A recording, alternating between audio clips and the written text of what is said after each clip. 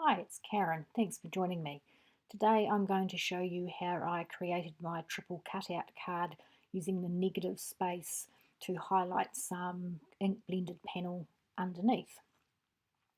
So to start with, I'm just taking a 4¼ by 5½" sheet of Nina Solar White 80-pound cardstock, and I'm using my die that I'm going to use for the cutouts and creating a template for where I want the top and bottom of that die to sit. Then I'm using my T-square ruler to rule a straight line horizontally across the top and the bottom of where that die is going to sit.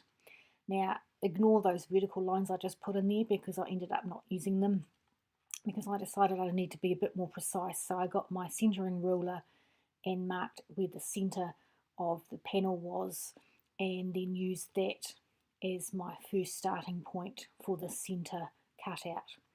So I laid the die onto the panel in the center, put some micropore tape on it to hold it in place, and then checked it was level with my T-square ruler before taking it to my Big Shot and cutting it out. Now for the second panel, which I did on the right hand side of the center one, I just eyeballed the distance between the two and followed the same process, laid it down, made sure it was level top and bottom, and then used my T-square ruler to check that it was actually straight up and down. So I'm rubbing out the vertical lines that I drew earlier. So I'm just eyeballing the gap I want between the panels, putting some tape on it, bringing out the T-square ruler again to check its level, running that through the Big Shot to get my second cutout.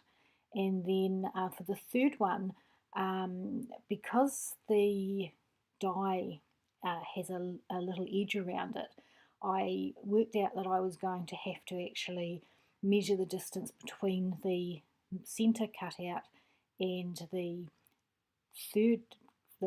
right hand side cutout, but with the die in place so that I could get my measurements exact. So I put the die back into that right hand side cutout and measured with my ruler to see what the distance was between the center cutout and the die.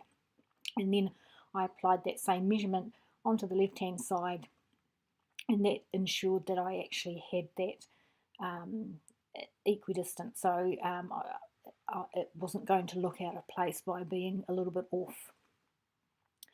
So I made sure that was straight and cut that out, and then that is the top panel finished, or so I thought.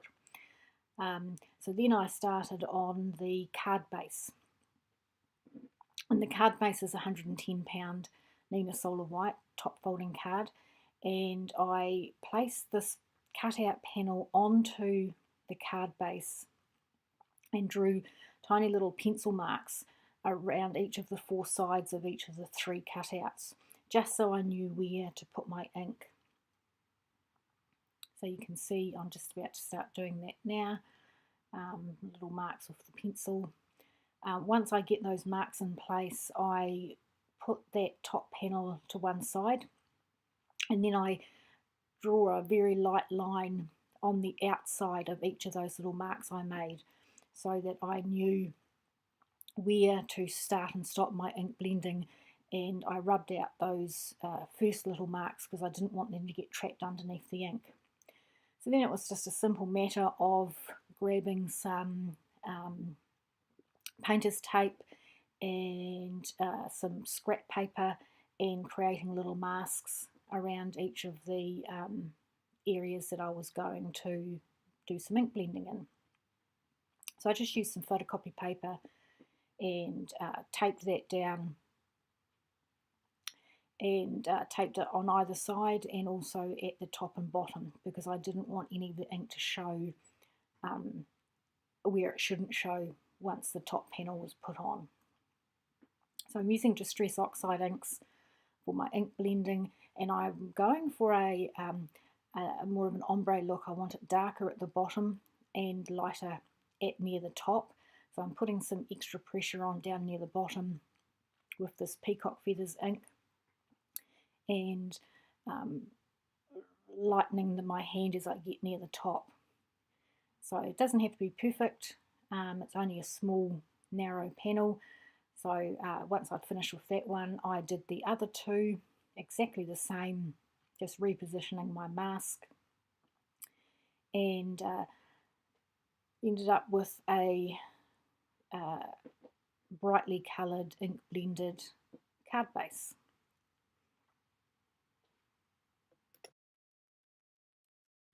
So my second colour I'm adding to this panel is Twisted Citron, and again I'm putting my masks down outside of where those little marks were, and getting the ink, putting a heavier coating at the bottom and then lightening it up as I go near the top. So I'll finish that panel and then move on to my last colour, which is Squeezed Lemonade. So you can see what I've done here. I didn't show you the last colour because it's exactly the same. So there's the finished panel, and with the die cut panel on top. So I grabbed a strip of black cardstock and white embossed a sentiment on the front, and to be honest, I chose the sentiment because it fit in the space and it suited the sketch I was working to. So that's why I chose that sentiment, but it's pretty cool anyway. It says, "I am done adulting, let's craft." Pretty cool, I agree with that. So at this point I decided that I wanted to have my top layer slightly smaller than the bottom layer to give it a bit of extra interest. So I just take a normal